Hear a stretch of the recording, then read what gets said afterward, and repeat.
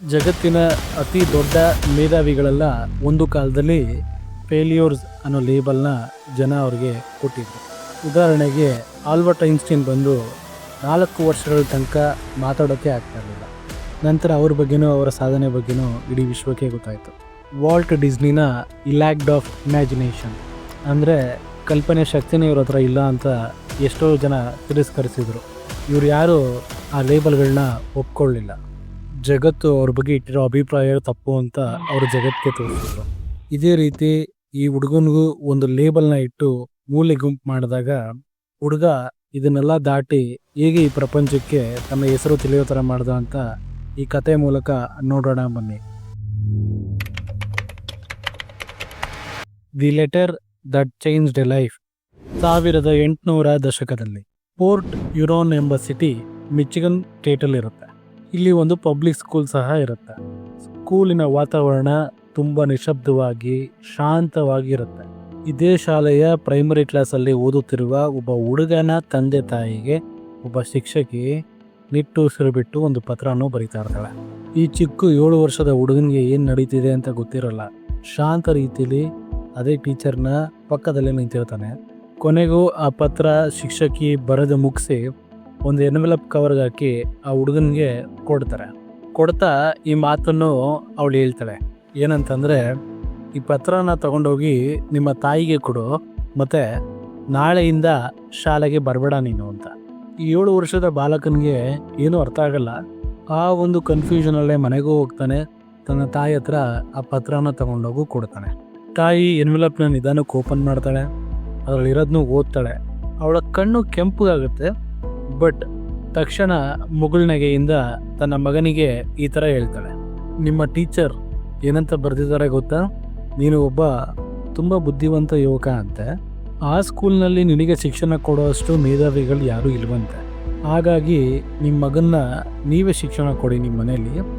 ನಮ್ಮ ಶಾಲೆಯಲ್ಲಿ ಯಾವುದೇ ರೀತಿ ನಿಮ್ಮ ಮಗನಿಗೆ ಹೇಳ್ಕೊಡೋಷ್ಟು ಪ್ರತಿಭಾವಂತ ಶಿಕ್ಷಕರಿಲ್ಲ ಅಂತ ತಾಯಿ ಮಗನ ನೋಡ್ತಾ ಹೇಳ್ತಾಳೆ. The making of a genius. ಮರುದಿನದಿಂದಲೇ ತನ್ನ ತಾಯಿಯೇ ಶಿಕ್ಷಕಿ ಆಗ್ತಾಳೆ. ಅವಳ ಅಡುಗೆ ಮನೆಯೇ ತರಗತಿ ಆಗುತ್ತೆ. ಗೋಡೆನೇ ಬ್ಲ್ಯಾಕ್ ಬೋರ್ಡು ಆಗುತ್ತೆ.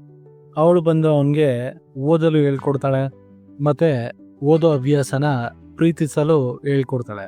ಮತ್ತು ಅವಳು ಅವನಿಗೆ ಅನೇಕ ಪುಸ್ತಕಗಳನ್ನ ಕೊಡ್ತಾಳೆ. ಅದು ಸೈನ್ಸ್ ಆಗಿರಲಿ, ಫಿಲಾಸಫಿ ಆಗಿರಲಿ, ಹಿಸ್ಟ್ರಿ ಆಗಿರಲಿ, ಎಲ್ಲದರ ವಿಷಯನೂ ಅವಳು ಅವನಿಗೆ ಹೇಳ್ಕೊಡೋಕೆ ಸ್ಟಾರ್ಟ್ ಮಾಡ್ತಾಳೆ. ಮತ್ತು ಆ ಹುಡುಗನೂ ನಿಧಾನಕ್ಕೆ ಎಲ್ಲದನ್ನೂ ಅರ್ಥ ಮಾಡ್ಕೋತಾ ಇರ್ತಾನೆ. ಅವನಿಗೆ ವಿಜ್ಞಾನದ ಮೇಲೆ ತುಂಬ ಒಲವು ಮೂಡುತ್ತೆ. ಅವನು ತುಂಬ ವಿಷಯಗಳನ್ನೂ ತಿಳ್ಕೊಳ್ಳೋಕೆ ಸ್ಟಾರ್ಟ್ ಮಾಡ್ತಾನೆ. ಈ ಟ್ರೈನ್ ಹೇಗೆ ಚಲಿಸುತ್ತೆ, ರೇಡಿಯೋ ಹೇಗೆ ವರ್ಕ್ ಆಗುತ್ತೆ, ಟೆಲಿಗ್ರಾಫ್ ಹೇಗೆ ವರ್ಕ್ ಆಗುತ್ತೆ, ಎಲ್ಲವನ್ನು. ಹೀಗೆ ಬಾಲ್ಯದಲ್ಲಿ ಒಂದಿನ ಅವನು ತಮ್ಮ ಮನೆಯ ಪಕ್ಕದಲ್ಲಿರುವ ಒಂದು ಚಿಕ್ಕ ಗುಡೌನ್ನಲ್ಲಿ ಕೆಮಿಕಲ್ ಎಕ್ಸ್ಪೆರಿಮೆಂಟ್ ಮಾಡೋಕ್ಕೋಗಿ ಆ ಗುಡೌನ್ನು ಸುಟ್ಟಾಕಿರ್ತಾನೆ. ಇದನ್ನು ನೋಡಿದ ತನ್ನ ತಾಯಿ ಯಾವುದೇ ರೀತಿ ಅವನನ್ನು ಗದರಿಸದೆ, ಈಗ ನಿನಗೆ ನಿನ್ನ ತಪ್ಪುಗಳು ಗೊತ್ತಾಗಿರುತ್ತೆ, ಏನು ಮಾಡಬಾರ್ದು ಅನ್ನೋದು ಗೊತ್ತಾಗಿರುತ್ತೆ, ಹಾಗಾಗಿ ಓದೋದಾಗಿರಲಿ ಕಲಿಯೋದಾಗಿರಲಿ ಯಾವತ್ತೂ ನಿಂಗೆ ನಿಲ್ಲಿಸ್ಬೇಡ ಅಂತ ತನ್ನ ಮಾತಿನ ಮೂಲಕ ಅವನಿಗೆ ಇನ್ಸ್ಪಿರೇಷನ್ ಕೊಟ್ಟಿರ್ತಾಳೆ. ಈ ಸ್ವಾತಂತ್ರ್ಯವೇ ಒಂದು ದೊಡ್ಡ ಆವಿಷ್ಕಾರವಂತ ವಿಜ್ಞಾನಿಯನ್ನು ರೂಪಿಸುತ್ತೆ. The reveal truth of the letter. ವರ್ಷಗಳು ಕಳೆದವು. ಈ ಬಾಲಕನು ಪುರುಷನಾದ. ಈ ಪುರುಷನು ಒಬ್ಬ ದೊಡ್ಡ ಮೇಧಾವಿಯೂ ಆದ. ಈ ವ್ಯಕ್ತಿ ಬಂದು ಎಲೆಕ್ಟ್ರಿಕ್ ಬಲ್ಬ್, ಫೋನೋಗ್ರಾಫ್ ಅಂದರೆ ಧ್ವನಿಯಂತ್ರ, ಮೋಷನ್ ಪಿಕ್ಚರ್ ಕ್ಯಾಮ್ರಾ ಅಂದರೆ ಚಲನಚಿತ್ರ ಕ್ಯಾಮ್ರಾ, ಇನ್ನು ಅನೇಕ ಆವಿಷ್ಕಾರಗಳನ್ನು ಕಂಡುಹಿಡಿದ. ಅವನ ಹೆಸರು ಅನೇಕ ದೇಶಗಳಲ್ಲಿ ರಾರಾಜಿಸ್ತಾ ಇತ್ತು. ಅವನ ಬಗ್ಗೆ ಯಾರು ಗೊತ್ತಿಲ್ಲ ಅನ್ನೋರೇ ಇಲ್ಲ. ಹೀಗೆ ಒಬ್ಬ ದೊಡ್ಡ ಪ್ರಬಲ ವಿಜ್ಞಾನಿ ಮತ್ತು ದೊಡ್ಡ ಶ್ರೀಮಂತನೂ ಆದ. ತನ್ನ ಹಳೆಯ ಮನೆಯಲ್ಲಿ ತಾಯಿಯ ವಸ್ತುಗಳನ್ನು ನೋಡ್ಬೇಕಾದ್ರೆ ಒಂದು ಲೆಟರನ್ನು ನೋಡ್ತಾನೆ.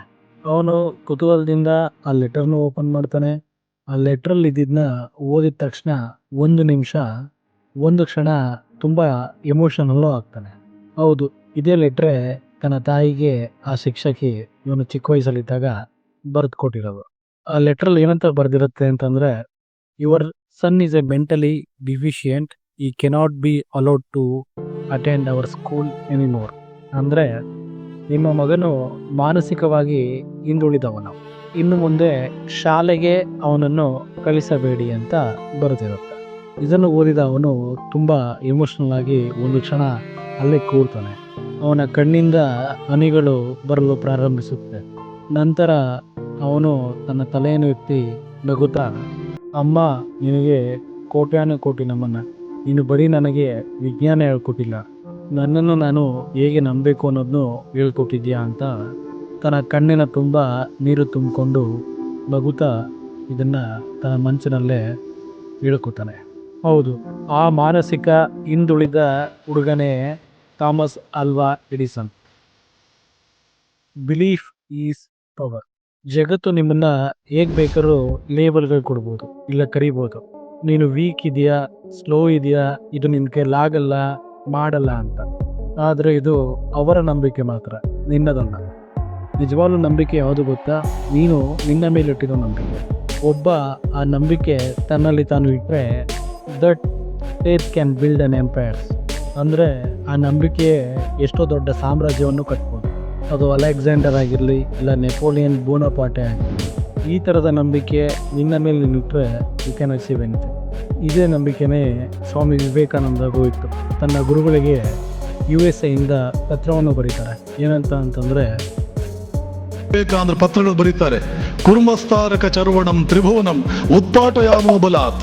3 ಲೋಕಗಳನ್ನು ಅಲಗಾಡಿಸ್ಬಿಡ್ತೇವೆ, ನಕ್ಷತ್ರಗಳನ್ನ ಗಿಡದಿಂದ ಹೂವುಗಳನ್ನು ಕೀಳದಂತೆ ಕಿತ್ತು ಆ ಕಡೆಗೆ ಬಿಸಾಕ್ತೇವೆ, ಸಮುದ್ರಗಳನ್ನು ಒಣಗಿಸ್ಬಿಡ್ತೇವೆ, ಉಫ್ ಅಂತ ಹೋಗಿದ್ರೆ ಹಿಮಾಲಯ ಆ ಕಡೆ ಹೋಗಿ ಬೀಳುವಂತೆ ಮಾಡ್ತೇವೆ.